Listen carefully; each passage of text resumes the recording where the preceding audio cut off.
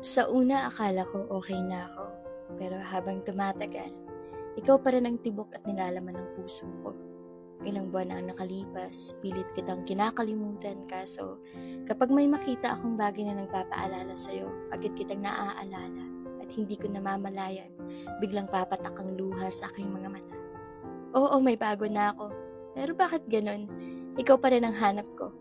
Masaya ako pag may nakikita akong larawan mo na pinupost ng bago mo.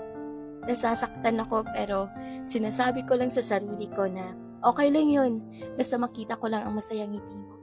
Isinulat ko to dahil gusto kong malaman mo na kahit anong mangyari, lagi akong nandito. Kung sakali man na wala na talagang pag-asa na babalik ka, okay lang sa akin yun. Basta ipangako mo na masaya ka. Miss na kita, mahal ko. Gustuhin ko man bumalik kaso bawal. Kasi may mahal ka ng iba. Kaya titiisin ko na lang na antayin ka hanggat sa aking makakaya.